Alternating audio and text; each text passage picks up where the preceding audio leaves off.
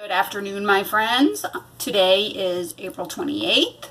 It is almost May, which has a very special holiday in it. That is Mother's Day, which is a day that we thank our mothers for everything that they do for us. So I have a special craft here where I cut out the letters to spell the word mom. Mom. So we have that, and I have some little pieces of paper here to put inside of our letters. I'm only going to do one today. I used green and purple. You can use whatever color you want, obviously.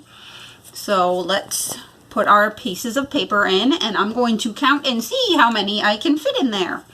1, 2, 3, 4, 5, 6, 7, 8, 9,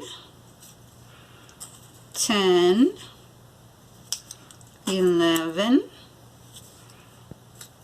12, 13, 14, 15, 16. So that is 16 pieces of paper I fit inside my letter. And if you continue going and fill up all of your letters, you will have a very nice craft for Mother's Day. Thank you.